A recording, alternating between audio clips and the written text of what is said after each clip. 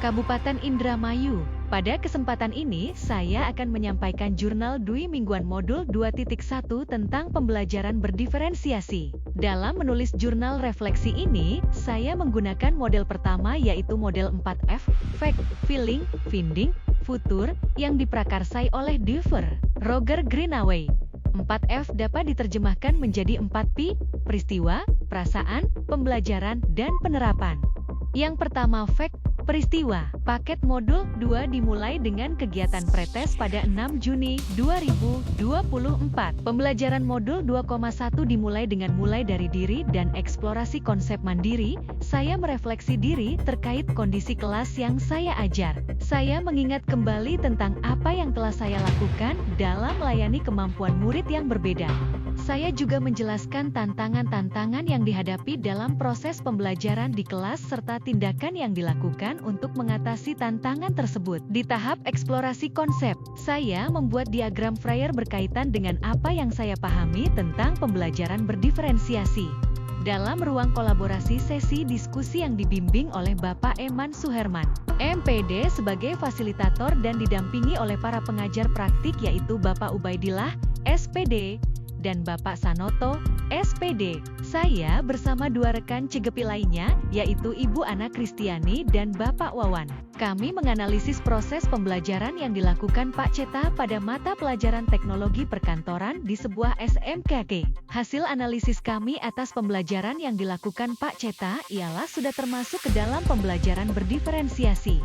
Dan hasil diskusi kami presentasikan di ruang kolaborasi bersama rekan lain yang juga mempresentasikan proses pembelajaran dari jenjang SD dan SMP. Pada tahap demonstrasi kontekstual, saya membuat RPP pembelajaran berdiferensiasi.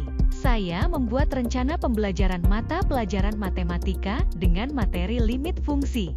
Di sesi elaborasi kami bertatap maya bersama instruktur Bapak Abdul Latif. Beliau memberikan pembelajaran dengan penggunaan bahasa yang runtun, sehingga mudah difahami. Kemudian, saya membuat keterkaitan antara materi pada modul 1.1, 1.2, 1.3, 1.4, dan 2.1. Saya juga melakukan lokakarya 2 dengan pemantapan materi tentang alur baja, keyakinan kelas dan segitiga restitusi. Sedangkan untuk pelaksanaan aksi nyata masih dalam tahap proses, karena siswa sedang libur akhir tahun pelajaran. Yang kedua ialah feeling, perasaan. Saya bahagia dan bersyukur mendapat ilmu yang luar biasa berpengaruh bagi profesi saya sebagai guru. Pembelajaran berdiferensiasi ini memberikan pemahaman baru bagi saya bahwa murid dapat belajar dengan minatnya masing-masing dengan tuntunan dari kita sebagai guru, agar mereka mendapatkan memaksimalkan karakter yang dimiliki dengan pengalaman belajar yang menyenangkan dan bermakna.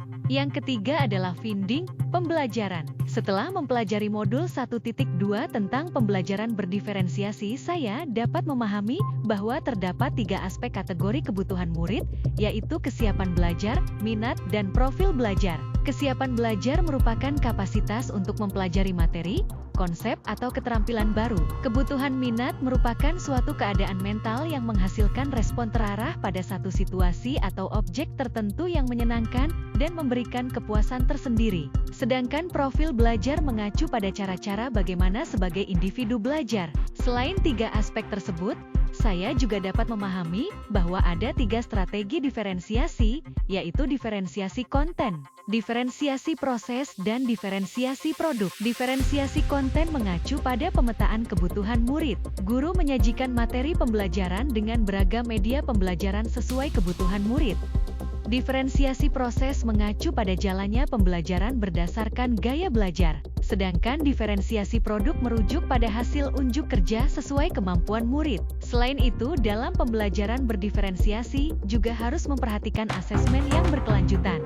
Yang terakhir futur, penerapan. Setelah mempelajari modul ini, saya akan menerapkan pembelajaran berdiferensiasi dengan tahapan melakukan asesmen diagnostik, untuk mengetahui gaya belajar yang sesuai kebutuhan murid. Setelah itu membuat perencanaan untuk mengimplementasikan pembelajaran berdiferensiasi di kelas. Berkolaborasi dengan rekan guru terkait penerapan pembelajaran berdiferensiasi. Selanjutnya berbagi praktik baik pada rekan guru, agar pembelajaran berdiferensiasi ini dapat dilaksanakan oleh semua guru di semua kelas.